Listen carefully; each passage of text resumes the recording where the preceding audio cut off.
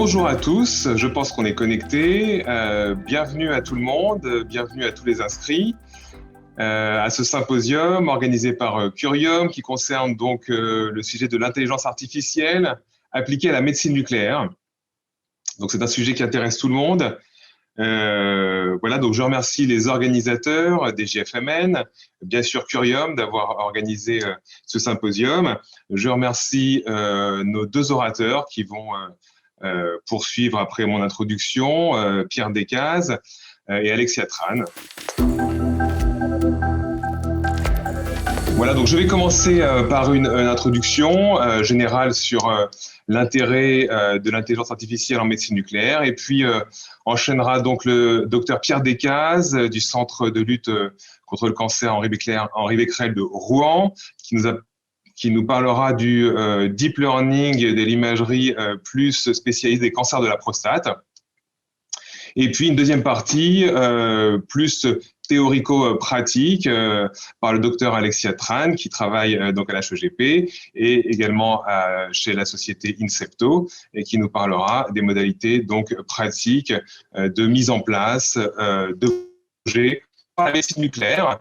Vous savez que c'est un marché qui est plus petit que l'imagerie conventionnelle. C'est environ 10% du marché des systèmes d'imagerie dans le monde. En France, il y a environ 170 TEP, 475 gamma caméras, c'est les chiffres de 2017 de l'ASN, mais c'est un marché qui est en forte croissance. Voilà, les chiffres estimés sont une croissance de près de 10% sur les prochaines années. Vous savez que c'est une imagerie fonctionnelle qui est incontournable, qui a une extension croissante des indications, notamment en oncologie, avec le suivi des thérapies ciblées, de l'immunothérapie qui se développe beaucoup, l'imagerie des démences, des infections également. Et donc, l'imagerie nucléaire concerne les principales causes de mortalité des 30 prochaines années, à savoir la cancérologie, les maladies neurodégénératives et les cardiopathies ischémiques. On a fait face à des améliorations technologiques majeures depuis plusieurs années, notamment en TEP, avec des nouveaux détecteurs numériques qui sont un nouveau standard. Aujourd'hui, des champs de vue de plus en plus larges, des machines Total Body TEP qui permettent de scanner les patients en corps entier et les machines hybrides qui combinent aujourd'hui l'IRM au TEP. Associé à ça, le TEP a été montré comme une imagerie qui permet de réduire les coûts de santé d'environ 30%. Tout ce contexte permet d'évoquer aujourd'hui les forces, mais aussi les faiblesses de la médecine nucléaire. Donc les forces, j'y reviens aussi rapidement, mais tout le monde le sait, mais c'est bien de le rappeler, on apporte en médecine nucléaire une double information anatomique et biologique. C'est une imagerie réellement quantitative, avec un très fort contraste, et on a la chance de pouvoir utiliser des radiotraceurs de plus en plus spécifiques pour explorer les maladies de manière de plus en plus personnalisée. Mais à côté de ça, on a certaines faiblesses en médecine nucléaire, notamment un manque de standardisation des protocoles, des critères d'interprétation, des rapports qu'on peut fournir à nos confrères, une sous-exploitation des données de quantification, des données de plus en plus nombreuses à analyser, et puis également un problème qui concerne toute la médecine, l'imagerie médicale en particulier, un problème de démographie médicale. Dans ce contexte-là, la question qui se pose, c'est est-ce que l'intelligence artificielle peut apporter certaines solutions? Alors, je fais une rapide définition, je donne une rapide définition sur l'IA, on en trouve beaucoup, je trouve celle-là assez intéressante.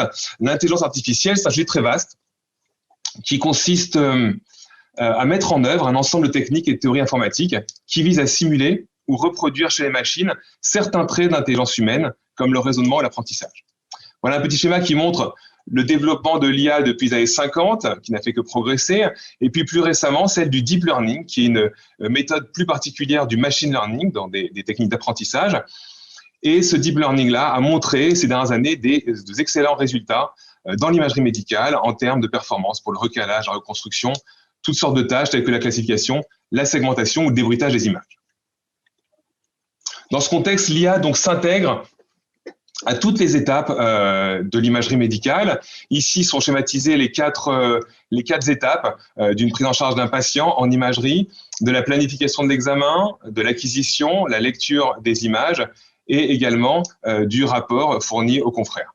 Eh bien, les techniques de deep learning en particulier peuvent s'intégrer et ont apporté un avantage assez net dans toutes ces étapes. Alors, en médecine nucléaire, plus particulièrement, qu'est-ce qu'on peut en attendre de façon schématique? Eh bien, on peut attendre une optimisation sur le plan technique, d'abord de l'acquisition, par exemple, ou de la reconstruction des images.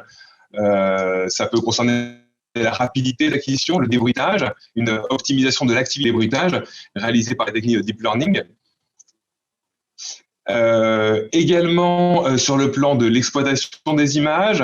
Alors, c'est assez à la mode en ce moment, la classification automatisée des cibles. Voilà une illustration ici où les algorithmes peuvent permettre de localiser et d'identifier les anomalies par rapport aux anomalies physiologiques, aux images physiologiques, pardon. D'exploiter l'imagerie dynamique qui va être de plus en plus utilisée dans les prochaines années. Et puis également exploiter de manière plus automatisée les techniques de radiomique, donc d'analyse plus poussée de l'image.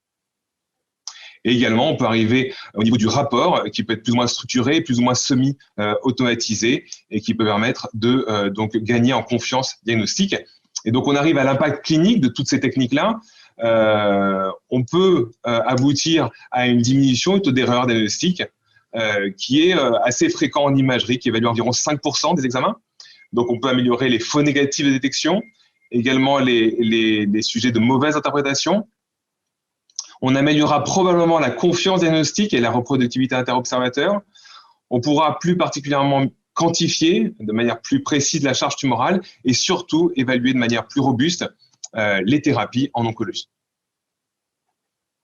Alors, tous ces aspects qui sont très prometteurs permettront probablement d'obtenir un gain de temps médical et donc on espère tous que ça permettra aux médecins de se libérer des tâches chronophages et répétitives qui semblent déshumaniser la médecine et donc se recentrer sur les aspects plus fondateurs de la médecine tels que l'empathie, l'humanisme et leur relation médecin-malade. Mais ce gain de temps peut également permettre d'augmenter la productivité ou alors même de se reposer. On connaît le problème du burn-out en médecine. Mais il faut savoir que c'est à l'usage de l'innovation technologique qu'on connaît la vraie valeur ajoutée. Alors, les verrous stratégiques sont nombreux concernant l'utilisation de ces techniques, notamment l'accessibilité aux données, la labellisation des images, la qualité des labels, ces problèmes de rapprochement entre industriel du digital et les hôpitaux, l'université. Le modèle économique reste à construire. On doit encore définir quelle valorisation pour quels acteurs, comment partager la propriété intellectuelle de ces développements. Et puis également, la formation des médecins devra inclure ces nouvelles techniques. Donc pour finir et pour donner un espoir dans ces évolutions technologiques, il faudrait imaginer un médecin nucléaire associé à ces technologies et non remplacé par ces technologies. Et donc le médecin nucléaire, dans les années à venir, aura toujours un rôle, bien sûr, à exercer et même à renforcer, notamment vis-à-vis du patient, concernant l'analyse des données, de conseils, de communication, vis-à-vis des données pour les valider et bien sûr vis-à-vis des outils. Et donc, il travaillera en collaboration avec des data scientists, très probablement, pour superviser et assurer la qualité de tous les algorithmes qui seront dans notre quotidien. Donc, je vais maintenant laisser la parole à Pierre Descazes, qui travaille à Rouen et qui va nous parler des techniques de deep learning appliquées plus particulièrement à l'imagerie des cancers de la prostate. Donc déjà, merci aux organisateurs de me laisser l'opportunité de vous parler aujourd'hui du deep learning et de l'imagerie nucléaire des cancers de la prostate. Alors, je vais mettre un petit pointeur laser. Donc, je présenterai d'abord quelques généralités concernant l'intelligence artificielle et le deep learning, puis je présenterai quelques applications en médecine nucléaire pour le cancer de prostate. Donc déjà, l'intelligence artificielle, comme l'a déjà défini Michael, c'est une capacité d'une machine à imiter le comportement humain intelligent. Le machine learning ou apprentissage automatique, va être un type d'IA qui procure la capacité d'apprendre depuis des données sans avoir été explicitement programmé. Et le deep learning, ou apprentissage profond, est un sous-type du machine learning qui repose sur des neurones artificiels organisés en de multiples couches pour apprendre avec un haut niveau d'abstraction, un haut niveau de complexité. Alors, comme on le voit, il y a déjà un lien entre médecine nucléaire et réseau de neurones. Vous avez par exemple cet article publié dans le JNM où ils avaient évalué un classifieur entre les TEP cérébrales normales et de patients atteints de maladie d'Alzheimer. Quand on regarde les dates de publication de ces articles, eh bien, on voit qu'ils ont entre 20 et 30 ans. Donc, si le lien n'est pas nouveau entre médecine nucléaire et deep learning, en fait, il y a eu un certain nombre de progrès techniques qui ont permis son développement. Déjà, le neurone artificiel, eh bien, vous voyez, si on parle de neurone artificiel, c'est qu'il ressemble beaucoup aux neurones biologiques. Il va recevoir des informations d'entrée qui vont être pondérées ici par des poids, et la somme totale va activer, en fonction d'une fonction d'activation, la transmission aux neurones suivants. Imaginons que nous voulions faire un réseau de neurones, eh bien, la première étape, ça va être l'apprentissage. Donc là, dans cet exemple, on va vouloir classer ces images d'animaux en fonction de leur nom. On va rentrer des images dans ce réseau de neurones, donc organisé en différentes couches. Là, c'est un chat, et au premier tour, lors de la première boucle, il va vraisemblablement se tromper et indiquer, par exemple, que c'est un raton laveur. L'erreur va pouvoir être rétropropagée pour qu'aux boucles suivantes, eh bien, l'algorithme fasse mieux. Et à la boucle N, eh bien, l'algorithme va répondre de façon fiable et reproductible que c'est un chat. Une fois que le modèle est appris, on va devoir le tester. Pour cela, on va lui présenter des nouvelles images. Par exemple, ici, un chat qui n'était pas présent dans la base de données d'apprentissage, et on va évaluer s'il répond bien que c'est un chat. Alors, parmi les réseaux de neurones, il y a un type de réseau de neurones qui permet un traitement d'image très efficace, ce sont les réseaux de neurones convolutifs. En fait, il va y avoir un pré-traitement de l'image avec des convolutions. Et on va comme ça pouvoir extraire des caractéristiques simples de l'image, comme des droites verticales et des droites horizontales. Et ce sont ces images simplifiées qui vont être ensuite données à la suite du réseau de neurones. Ce type d'algorithme a été inventé par Yann Lequin en 1989 avec l'algorithme dénommé LeNet, qui permettait notamment l'analyse automatique des adresses postales. Si maintenant on associe réseau de neurones convolutifs et de multiples couches de neurones, donc de deep learning, eh bien, imaginons que nous ayons besoin d'analyser cette image. La première étape, ça sera l'extraction de caractéristiques de bas niveau, des contours. Puis ces caractéristiques de bas niveau vont être associées en caractéristiques de niveau moyen pour déterminer des yeux, des nez, des oreilles, etc.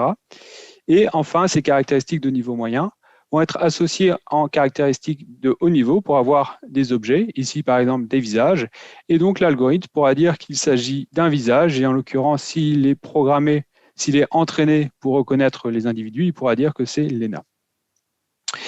Alors, un type d'architecture dont on parle beaucoup en imagerie médicale, c'est l'architecture U-Net. On parle d'architecture puisque ça définit la relation des neurones artificiels entre eux. Et on parle de U-Net puisque ça a une forme de U. Net étant pour network. Imaginons que nous ayons cette image à analyser. Eh bien, la première étape, ça va être la contraction, la recherche d'informations, le what. Puis, il y aura une phase d'expansion où la localisation, le where, sera déterminée. Et ça permettra d'obtenir ainsi une labellisation automatique avec classification et segmentation. Je vais parler maintenant de quelques applications en médecine nucléaire pour le cancer de la prostate. La première étude a été publiée récemment dans le journal européen qui avait pour objectif de développer un système de classification et segmentation des tumeurs prostatiques locales et secondaires, ganglionnaires et osseuses. C'était une étude pilote centrée sur l'étage pelvien. Le traceur était du gallium PSMA et il y avait 193 patients inclus. Environ 1000 lésions osseuses, 600 adénopathies et 127 lésions locales, donc un peu moins. La répartition, la base était séparée en 70% pour l'apprentissage et 30% pour le test. L'architecture utilisée était un U-Net 2D. Donc l'objectif, c'était d'obtenir à partir de cette image pelvienne, ici une TAP-TDM PSMA, une segmentation automatique des lésions osseuses, ici en rouge, mais également des adénopathies, ici en rouge. Les lésions locales étaient également segmentées, mais ne sont pas représentées. Quand on regarde l'architecture utilisée, elle est très proche de celle de l'article Princeps de René Berger et ses collègues.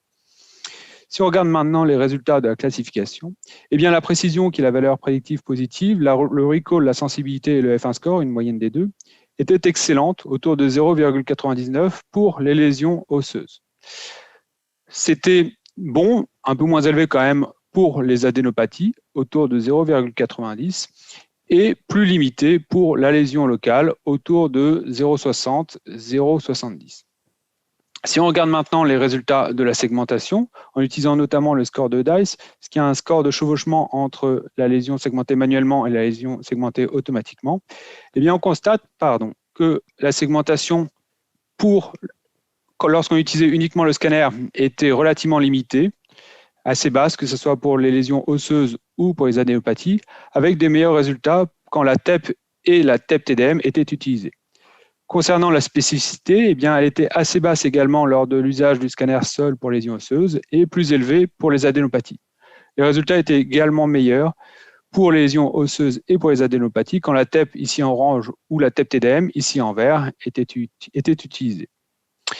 Autre étude publiée récemment dans le JNM qui avait pour objectif la segmentation du cancer intraprostatique par réseau de neurones convolutifs. Le traceur utilisé était principalement du gallium PSMA, mais également 9% de fluoro-PSMA. La population était constituée de 209 patients, issus de 3 sites différents.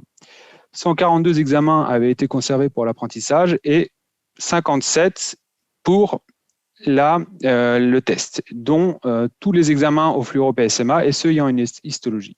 L'architecture utilisée était un UNET 3D.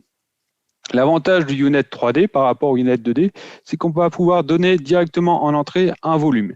Ici, c'était un volume de 64 x 64 x 64 pixels qui permet en fait de donner l'ensemble du volume prostatique en une seule image. Quand on regarde les résultats de cette segmentation, notamment avec le score de Dice, eh bien on voit que le score de Dice était élevé, autour de 0,80 ici, avec un temps de calcul qui était bref, moins de 30 secondes, ce qui permet une éventuelle utilisation en routine clinique. Si on regarde maintenant les résultats comparativement à l'histologie, vous avez ici en bleu les contours de la prostate, en rouge les contours de l'histologie, en vert les contours obtenus par un expert sur la TEP et en jaune les contours obtenus automatiquement par l'algorithme. On constatait une bonne concordance entre les résultats obtenus par l'expert ici et par l'algorithme ici, que ce soit pour la TEP au gallium PSMA, mais aussi au fluoro PSMA, ce qui est intéressant puisque comme ça ne faisait pas partie de la base de données d'apprentissage, ça montrait une bonne généralisation de la méthode. Autre étude qui a été présentée cette année au Congrès américain de médecine nucléaire, dont l'objectif était de développer une méthode automatique pour la classification des TEP PSMA à partir d'un modèle développé pour les TEP au FDG, avec une méthode de transfer learning, de transfert d'apprentissage. La population était constituée de 629 TEP FDG et 70 TEP PSMA. Toutes les TEP FDG avaient été utilisées pour l'apprentissage et 42% des TEP PSMA avaient été utilisées pour le réapprentissage et 28% pour le test. L'architecture était un réseau de neurones convolutifs avec transfer learning. Si on regarde leur méthodologie, eh bien, ils ont utilisé toute la base de TEP FDG pour apprendre un modèle dont vous verrez les détails dans l'article publié par Sibyl et ses collègues dans Radiologie, afin de pouvoir analyser automatiquement les TEP TDM au 18 FDG. À partir d'une base relativement limitée de TEP au gallium PSMA, donc 42 examens, ils ont fait un réapprentissage partiel de cette base afin d'obtenir un modèle fonctionnant automatiquement pour les TEP au PSMA. Si on regarde les résultats, eh bien, on a ici les annotations réalisées manuellement par un expert, avec en vert les fixations physiologiques et en jaune les fixations pathologiques, et ici les résultats obtenus par l'algorithme. Quand on regarde comparativement à un apprentissage de novo, c'est-à-dire qu'il n'y avait pas de méthode de transfer learning, mais un apprentissage en utilisant que les TEP au PSMA, eh bien on voit qu'il y avait une amélioration du recall de la sensibilité en passant de 0,86 à 0,95 avec transfer learning. Pareil pour l'amélioration de la localisation spatiale, l'accuracy, la précision, était augmentée de 0,89 à 0,94. Dernière étude dont je parlerai, qui a également été présentée cette année au Congrès américain, dont l'objectif était de développer une méthode automatique pour la classification des lésions en TEP PSMA. La population était constituée de 267 patients avec plus de 3000 lésions. Ils avaient fait une répartition par lésion avec un apprentissage qui concentrait sur 70% des lésions et en test 15% des lésions. L'architecture utilisée était un réseau de neurones convolutifs tridimensionnel. Dans ce type d'architecture, eh bien, on donne directement un volume. Ici, c'était des cubes de 8 10 puissance 3 à 128 10 puissance 3 pixels qui vont être alternés par des convolutions qui vont être analysés par une alternance de convolution et de max pooling qui, en fait, ont pour objectif d'extraire des caractéristiques visuelles. Et en sortie, il y avait une classification selon un score PSMA-RADS entre du bénin jusqu'au malin. Quand on regarde les résultats, eh bien, ils obtenaient des meilleurs résultats pour les volumes d'images les plus importants, ici à 128 pixels cubes. Et sur les courbes ROC, on voyait que les AUC étaient globalement très élevés. La plus basse était à 0,82 et la majorité était à autour de 0,90. Donc, en conclusion, le deep learning est un sous-type d'intelligence artificielle utilisant des réseaux de neurones en couches multiples. Cette technique a franchi plusieurs verrous ces dernières années avec de nombreuses méthodes déjà disponibles, donc des réseaux de neurones convolutifs, de UNet, du transfer learning, avec des applications potentielles multiples en médecine nucléaire pour le cancer de la prostate, notamment concernant la classification et la segmentation des TEP au PSMA. Je vous remercie pour votre attention. Merci beaucoup, Pierre, pour cette excellente présentation. Donc, je vais immédiatement laisser la parole à Alexia, qui va nous exposer des modalités plus pratiques de l'utilisation de ces techniques-là en médecine nucléaire. Bonjour à tous. D'abord, merci Mickaël pour ton invitation et merci aux organisateurs. Je suis très heureuse de partager avec vous mon expérience de l'intelligence artificielle. Donc moi, je suis radiologue et je travaille à l'hôpital européen Georges Pompidou et je travaille également dans une start-up nommée Incepto. Alors, qui sommes-nous ? Incepto est une start-up qui crée et distribue des solutions d'intelligence artificielle appliquées à l'imagerie médicale.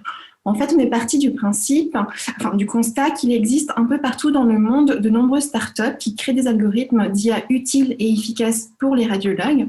Ces startups peuvent être indiennes, néerlandaises, mais aussi françaises. Et l'idée d'Incepto, c'est de créer un pont entre, d'une part, ces startups parfois situées à l'autre bout du monde, et d'autre part, des hôpitaux et des cabinets radiologiques français. Nous créons aussi nos propres algorithmes grâce à une collaboration entre notre équipe Data Science et nos partenaires cliniques.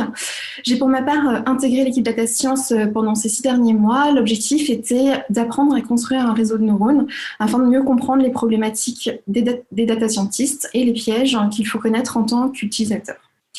Je vais donc vous faire part de mon retour d'expérience en vous détaillant l'utilisation que nous faisons de l'IA en radiologie et puis expliquer comment on construit une application d'IA en pratique. Donc d'abord, est-ce qu'on utilise des applications d'IA en routine clinique en radiologie ? La réponse est oui. Depuis quelques mois, chez Incepto, on a déployé de nombreuses applications d'IA dans de nombreux centres en France. Ces centres sont des hôpitaux publics, mais aussi des cabinets radiologiques privés, et on a de bons retours utilisateurs. Par exemple, les applications qu'on déploie sont des applications qui détectent des fractures, un cancer du sein, des nodules pulmonaires ou une hémorragie intracrânienne. Je vous montre ici l'exemple d'une application développée par ScreenPoint, qui est une entreprise néerlandaise qui détecte les lésions sur les mammographies et les classe selon le risque de malignité. Ici, l'algorithme détecte une lésion qui semble plutôt bénigne, à laquelle il donne un score faible de 36, et une autre lésion qui, elle, est suspecte de malignité avec un score élevé, proche de 100. Ici, un autre outil qui détecte les anomalies sur les radiographies thoraciques développé par Cure AI, qui est une entreprise indienne. Il a détecté cette opacité pulmonaire droite qu'il caractérise justement comme une cavité. Enfin, ici, une application développée par Aidance qui détecte les nodules pulmonaires, calcule automatiquement leur volume, récupère l'examen précédent pour calculer le temps de doublement du nodule pulmonaire. Comme vous le savez, ce temps de doublement est un marqueur de l'agressivité des nodules pulmonaires et il est parfois fastidieux de le calculer sans outils adaptés. Donc, en pratique, comment construit-on une application d'IA ? Le cœur d'une application d'IA, c'est son algorithme, qui est un réseau de neurones, comme vous a expliqué Pierre. Pour expliquer comment on construit un réseau de neurones, je vais prendre comme exemple le réseau de neurones que j'ai construit et dont l'objectif était de détecter les artefacts métalliques sur les IRM de genoux. Le principe de construction d'un réseau de neurones, c'est le suivant. On doit lui donner un très grand nombre d'images. Dans mon cas, c'était des images contenant des artefacts métalliques et annotées comme telles, et des images ne contenant pas d'artefacts métalliques et annotées comme telles. Le réseau de neurones va extraire un certain nombre de caractéristiques décrivant ces images, telles que des caractéristiques de forme, de contraste, d'intensité des niveaux de gris, et il va trouver tout seul les caractéristiques les plus discriminantes. Pour tester les caractéristiques qu'il a trouvées, il va prendre une nouvelle image et il va prédire si elle contient des artefacts ou non, puis il va confronter sa prédiction à la vérité terrain. S'il se trompe, comme ici, il va comprendre que les caractéristiques qu'il a trouvées ne sont pas les bonnes et il va donc chercher de nouvelles caractéristiques. S'il a raison, comme ici, il va comprendre qu'il a trouvé les bonnes caractéristiques et continuer à apprendre dans cette direction. Alors, intéressons-nous un peu plus à ce qu'il se passe réellement dans ce réseau de neurones. En fait, lorsque vous donnez une image à un réseau de neurones, cette image va passer à travers un grand nombre de couches de convolution. Une couche de convolution, c'est une couche qui est capable d'extraire des caractéristiques à partir de l'image initiale, telles que des caractéristiques de forme, de contour, d'intensité des niveaux de gris. Par exemple, lorsque cette image passe à travers cette couche de convolution, on obtiendra de nouvelles images qu'on appelle les features maps, qui ressemblent à ça. Ici, dans ce cas particulier, vous voyez que c'est des images où on voit surtout les contours. Donc, cette couche de convolution extrait des caractéristiques de contours. Ces mêmes images vont passer par de nouvelles couches de convolution qui vont, par exemple, extraire des caractéristiques d'intensité des niveaux de gris, comme ici. Une fois que notre réseau de neurones a extrait ces features maps, il commence la deuxième partie de son travail. Cela consiste à trouver les features maps qui vont le mieux l'aider à faire les bonnes prédictions. Il va donner plus de poids à certaines features maps, c'est-à-dire qu'elles vont avoir plus d'importance dans sa décision finale.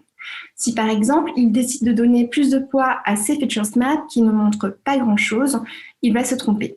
Il va donc changer ses poids, donner plus de poids à ces features maps qui, là, ne sont pas plus informatives. Il va donc se tromper de nouveau et changer encore une fois ses poids pour donner plus d'importance à ces features maps qui mettent bien en évidence les artefacts métalliques. Il donnera alors la bonne prédiction et donc il saura que ce sont ces features maps auxquelles il doit donner le plus de poids. Donc au final, lorsqu'un algorithme s'entraîne, en fait, il fait deux choses. Il cherche les caractéristiques pertinentes qui lui permettent d'avoir des features maps pertinentes et il cherche quelles sont les features maps les plus utiles pour l'aider à prendre la bonne décision. Et ça, en fait, il ne peut pas le faire tout seul. On doit l'aider à trouver les bonnes caractéristiques et à sélectionner les bonnes features maps. Et pour cela, on dispose de deux leviers principaux. Améliorer la base de données, ça veut dire augmenter le nombre de données et vérifier que nos données sont bien labellisées, et améliorer l'architecture du réseau de neurones. Et tout ce travail, c'est le métier du data scientist. Le data scientist code en langage Python, il utilise des outils tels que PyCharm, TensorFlow et des librairies de code telles que Keras. Mais en fait, la construction d'une application d'IA, c'est pas que le réseau de neurones, loin de là. Et en fait, le réseau de neurones, c'est une toute petite pièce d'un processus beaucoup plus vaste. Ce processus se déroule de la manière suivante. Tout d'abord, il faut définir une problématique clinique précise et pertinente. Un réseau de neurones est capable de n'effectuer qu'une seule tâche précise. Fracture, pas fracture, cancer du sein, pas de cancer du sein, nodule pulmonaire, pas de nodule pulmonaire.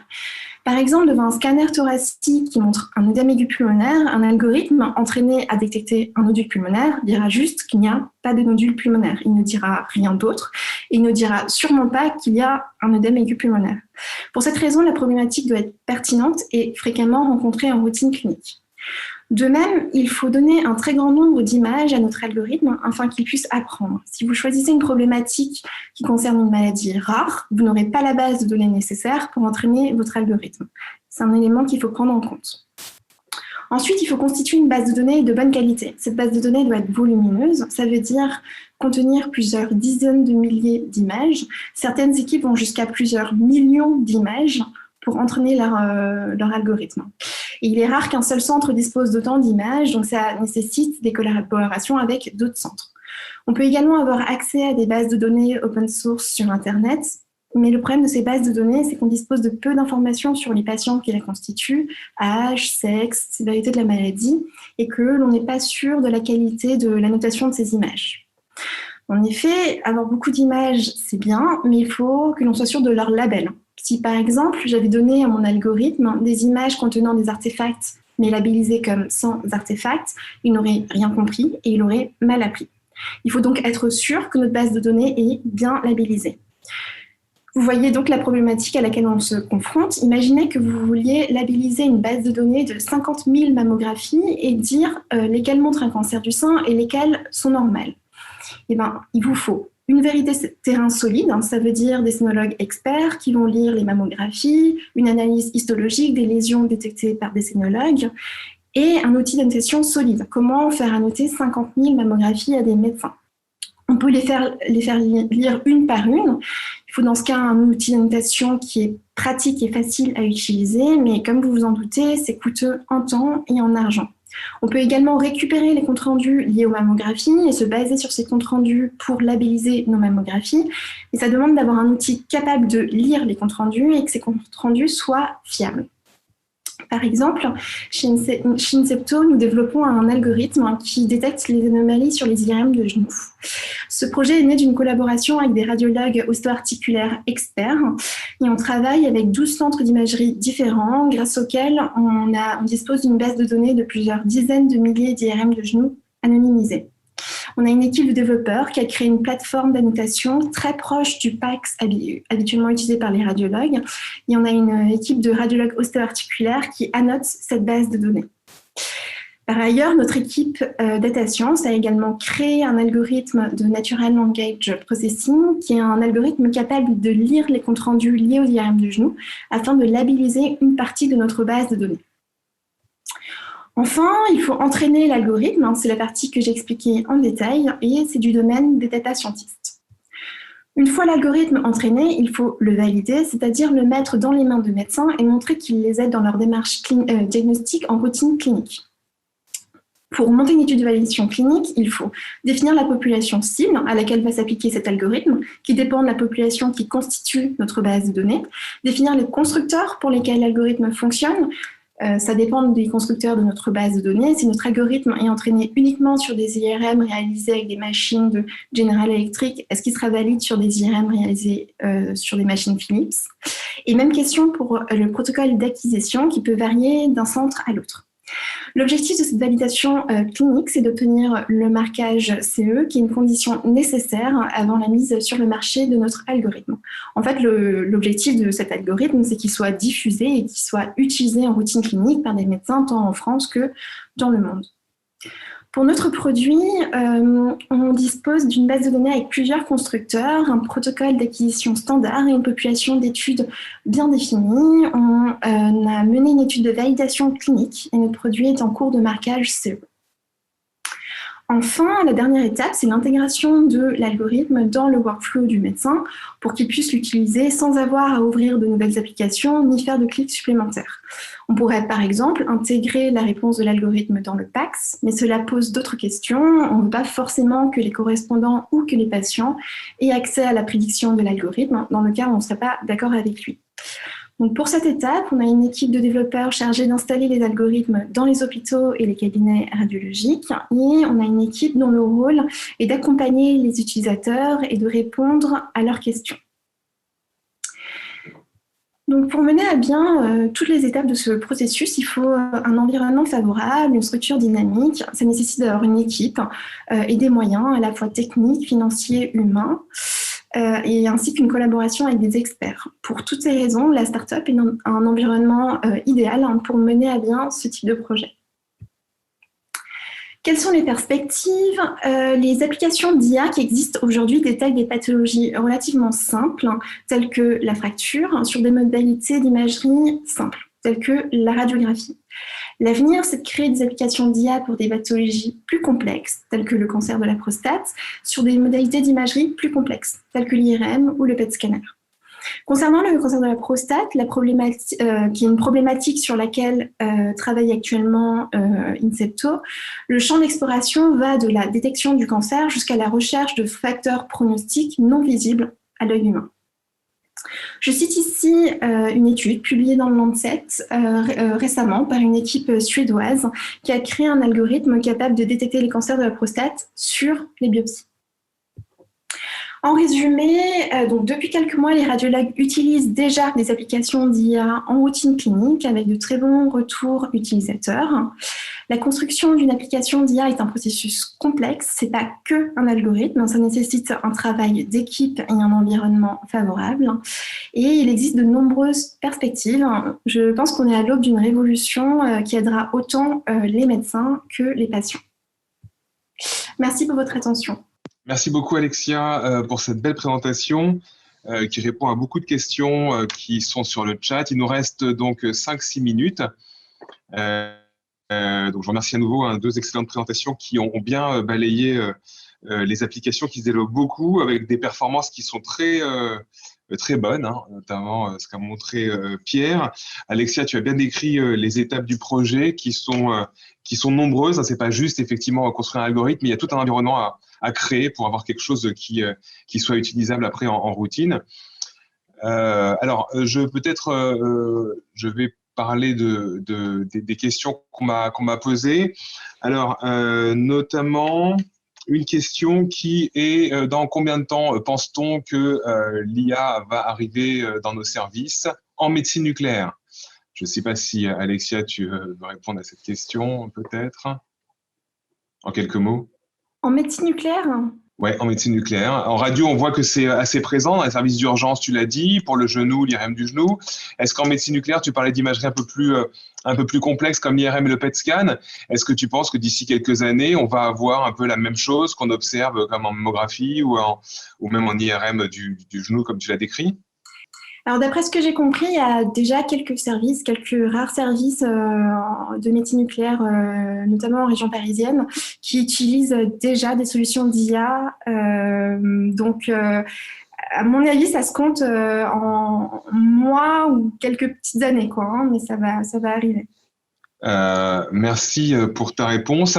J'ai beaucoup de questions effectivement techniques. Ça me permet de vous rappeler qu'il y a un groupe de travail sur l'intelligence artificielle qui se réunira tout à l'heure à 16h30 où on pourra évoquer plus en détail tous ces points. J'ai des questions qui me parlent de comment construire un projet. Ça, tu l'as quand même balayé pas mal, donc je trouve qu'on a quand même pas mal de réponses dans ton diaporama. Il y a une question qui m'est venue et qui est assez intéressante. On nous demande est-ce qu'un algorithme va être utilisable d'emblée, entraîné dans la startup par exemple, ou est-ce qu'il va falloir le réentraîner, l'adapter un peu aux données spécifiques des sites qui utiliseront les algorithmes? Peut-être Pierre, tu veux dire un petit mot et Alexia compléter? Je pense que là, c'est un problème de la généralisation, c'est-à-dire qu'effectivement, quand un algorithme est appris sur une base, eh bien, on peut avoir du mal à le réappliquer sur une autre base, non pas que ce ne soient pas les mêmes pathologies, mais tout simplement, les petites modalités d'acquisition vont faire que l'image va un petit peu changer et donc ça va marcher moins bien. D'où finalement l'intérêt de méthodes comme le transfer learning qui permet d'adapter sans avoir à tout réapprendre. Un réapprentissage en transfer learning, ça peut être assez léger, assez rapide et peut-être que c'est des choses que proposeront à terme les industriels pour que, alors il y a l'adaptation à l'image, mais aussi peut-être à terme qui proposeront le fait qu'on puisse réadapter en fonction de ses propres contours, ses propres labels, puisque chaque médecin a aussi parfois un petit peu sa façon de travailler. Je pense notamment aux radiothérapeutes. Eux, ils veulent aussi avoir des contours qui leur ressemblent. Donc, ça peut être des choses qui seront mises en place par les industriels avec des capacités de réapprentissage partiel. Merci Pierre. J'ai une autre question assez intéressante, on a encore 2-3 minutes. Est-ce qu'il est envisageable de construire des bases de données labellisées en médecine nucléaire? Je ne sais pas, Alexia, toi qui as été confrontée à l'histoire de l'IRM du genou et à ces multiples centres qui ont collaboré, qui ont donc mis en commun leur examen, qui ont été exploités par une base, un outil de labellisation créé pour le sujet. Est-ce que tu penses que c'est envisageable d'imaginer en médecine nucléaire une base de données nationale, voire extranationale? Est-ce que c'est envisageable, c'est possible, c'est faisable? Ça nécessite une collaboration entre un très grand nombre de centres. Je ne sais pas si en médecine nucléaire, vous avez des protocoles d'acquisition qui sont assez standards, qui permettent de constituer une base de données relativement homogène. Donc, il y a déjà constitué la base de données et puis ensuite, il y a effectivement labellisé cette base de données. Donc, Nous, ce qu'on fait, c'est qu'on se sert pas mal. En fait, quand vous avez les comptes rendus qui sont liés à l'examen, vous ne pouvez pas uniquement faire une recherche par mots-clés dans le compte rendu. Je prends l'exemple de l'IRM de genou. Si par exemple, vous cherchez toutes les IRM de genou où il y a une rupture du LCA et que vous cherchez le mot-clé rupture du LCA, et en fait, ça ne va pas fonctionner parce qu'il y a plein de comptes rendus où ça va être marqué pas de rupture du LCA. Donc la simple recherche par mots-clés ne fonctionne pas en fait dans cette méthodologie. Donc ça nécessite, à mon avis, de créer des algorithmes qui sont capables de lire les comptes rendus et également d'avoir, lorsque la question est un peu plus compliquée que ça, un peu plus compliquée que simplement rupture par rupture, en tout cas pour nous, ça nécessite une relecture par des experts. Ok, merci. Encore peut-être une question. On m'a parlé c'est vrai que la fin du processus de construction d'un projet, qui est le marquage CE, qui est obligatoire pour mettre donc à la disposition des médecins ce type de logiciel. Est-ce qu'on sait la difficulté pour avoir ce marquage? J'avais entendu parler de publications associées. Est-ce qu'on connaît le taux d'échec? Est-ce qu'on connaît un peu un retour déjà en radiologie sur la difficulté pour avoir ce marquage CE? Je ne sais pas qui va intervenir. Je ne suis pas sûre de savoir répondre à cette question. Je sais juste qu'il faut faire une étude de validation clinique en fait dans le processus pour donc en fait mettre l'outil dans les mains, donc ce que je disais en routine clinique et montrer que ça marche et que ça aide les médecins. Mais je suis pas sûre de savoir bien répondre à ta question, Michael. Puis je pense qu'il faut aussi voir que ce sont des dispositifs médicaux qu'il faudra suivre aussi pour éviter les dérives dans le temps. C'est-à-dire que si un algorithme marche sur une machine et qu'avec l'évolution technique, on a parlé d'étapes numériques, ça ne va pas fonctionner de la même façon, que surveiller aussi que les logiciels restent adaptés et que leurs résultats soient toujours pertinents avec le temps. Donc il y a le marquage CE, mais il y aura aussi la suite. Pardon. Ok, parfait. On est dans les temps, 15h15, il est passé même à 15h16. Je remercie à nouveau Pierre et Alexia pour la qualité de vos interventions. Merci. Et ça a été court, 45 minutes, mais je pense que ça a été très très dense. On a réussi à aborder tous les points clés de l'IA et de l'application potentielle en médecine nucléaire. Donc voilà, je remercie tout le monde, tous les inscrits, et puis à nouveau Curium. Et donc, je vous dis à bientôt, bon congrès. Et pour ceux qui veulent, on peut se connecter à 16h30 sur le groupe de travail IA. Voilà, je vous remercie. À très bientôt. Au revoir. Et merci à tous. Merci. Au revoir.